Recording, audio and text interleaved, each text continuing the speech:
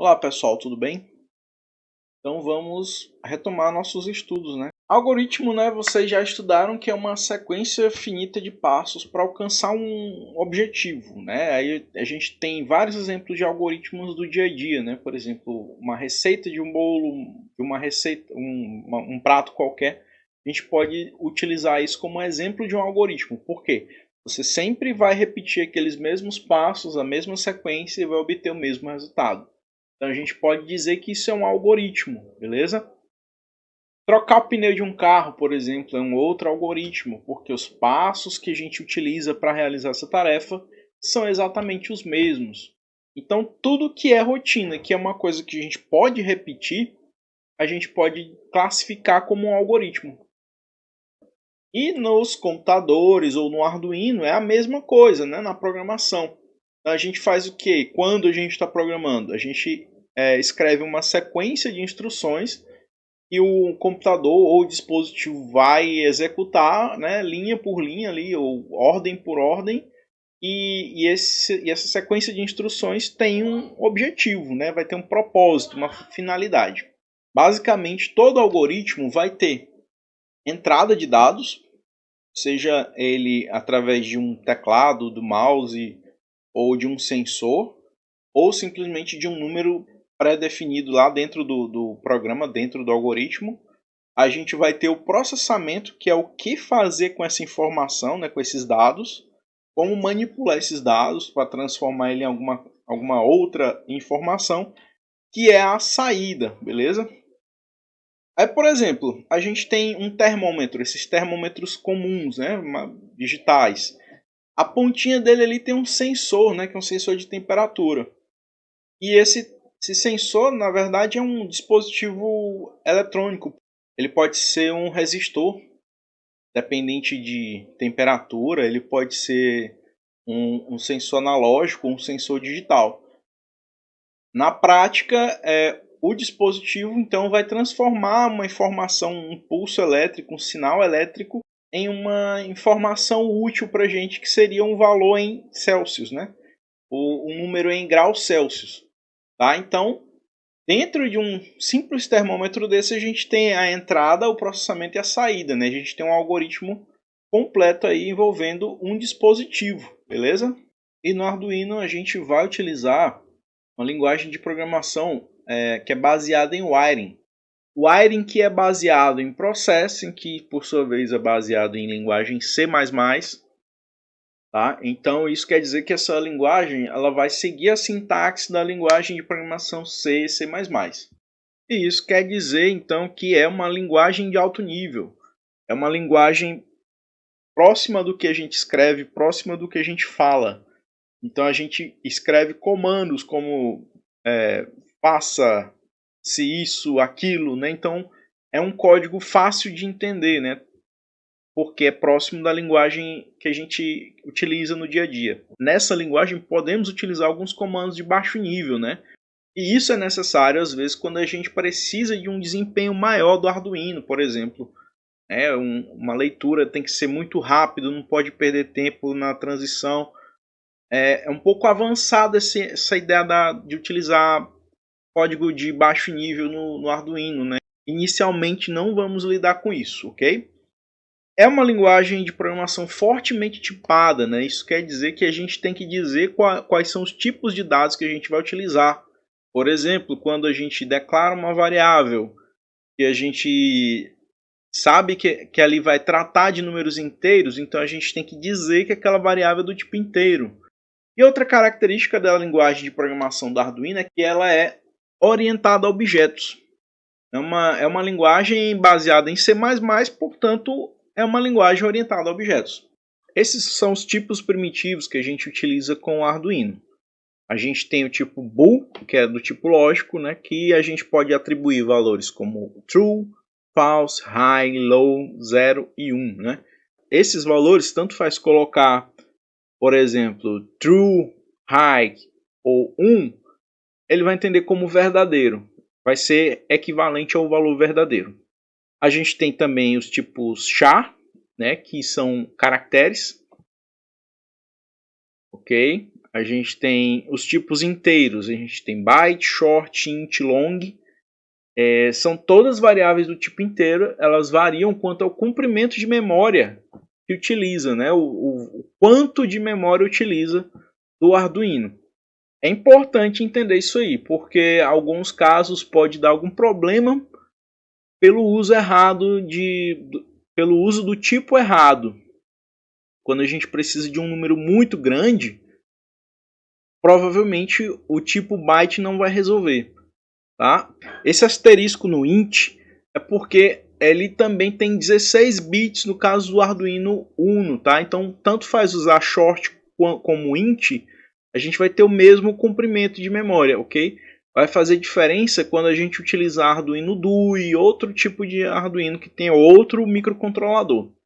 É importante, quando a gente estiver fazendo um projeto, saber qual é o microcontrolador que a gente está utilizando para entender qual dos tipos a gente vai utilizar. O mesmo vale para os números reais, né, que a gente tem dois tipos, o float e o double. Né? A diferença entre eles é o comprimento de memória, né? o tamanho de memória que ele ocupa do Arduino quando a gente declara essa variável.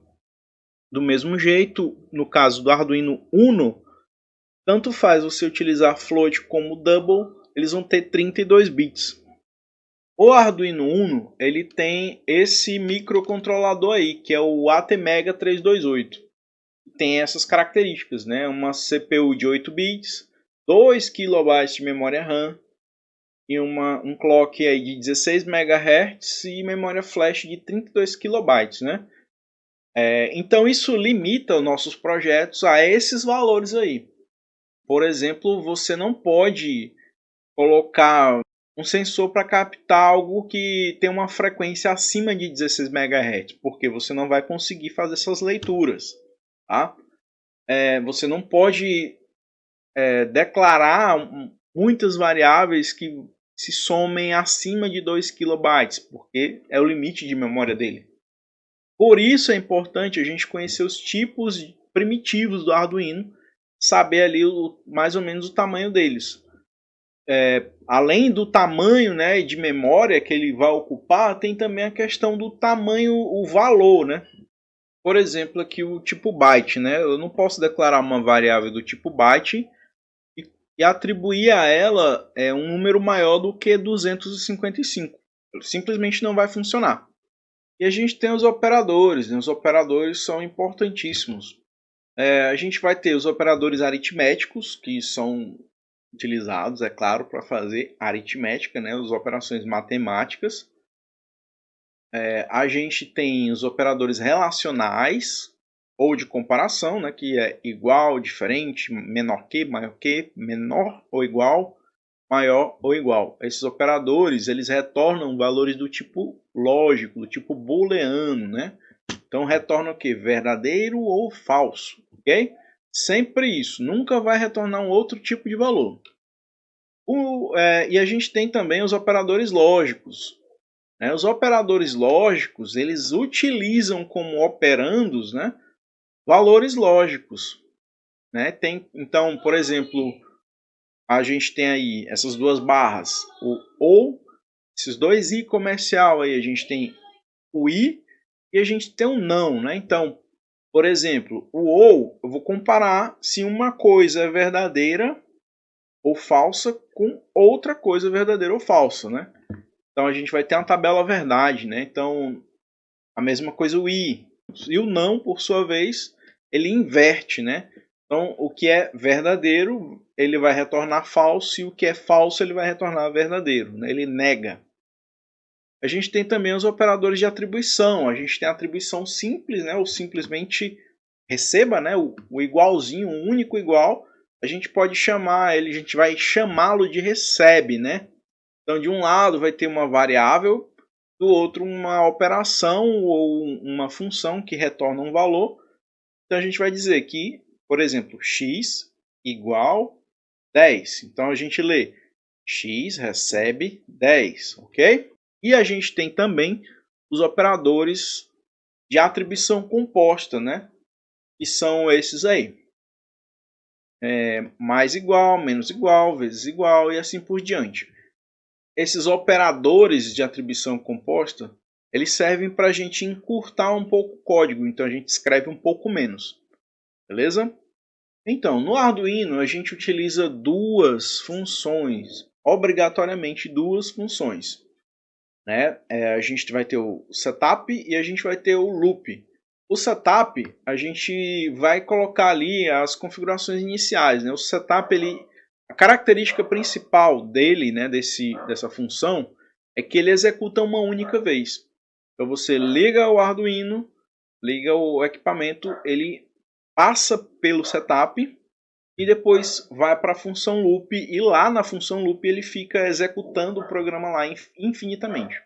No setup, né, geralmente a gente coloca as configurações iniciais, por exemplo, a gente indica se uma porta vai se comportar como entrada ou saída, a gente inicia uma comunicação serial, coisas do tipo. Então o setup vai executar uma única vez, então a gente faz ali o que a gente precisa que seja executado uma vez. E no loop, né, o loop, como o nome sugere, é um loop infinito, né, ele fica executando aquilo ali infinitamente. Então tudo que a gente colocar dentro do loop vai ser repetido enquanto houver energia na plaquinha. Ele vai repetir, repetir, repetir enquanto houver energia lá, ok? Para fazer entrada e saídas digital no Arduino a gente tem alguns comandos, né? O digital read é para leitura de uma porta digital. A gente tem o digital write, que é para a gente escrever em uma porta digital. E o pin mode, que a gente utiliza para definir se uma porta vai funcionar como entrada ou como saída. Geralmente esse comando, o pin mode, a gente coloca no setup. A gente tem também as estruturas de controle, né? São as mesmas utilizadas na linguagem C e C++. Né? A gente tem o if else, switch case, a gente tem os laços de repetição, né? Os laços de iteração, né? O for, while, do while. E para fazer o controle desses laços de repetição, né? Dessas iterações, a gente tem o continue e tem o break, ok? Na próxima aula a gente vai começar a fazer uso de tudo isso que eu mostrei aqui para vocês, tá? Essas são as referências, eu vou deixar esses dois livros aí disponíveis para vocês e um link para a referência do Arduino. É como se fosse um manual de uso aí da linguagem, né? Tem explicação para cada comandozinho lá, ok?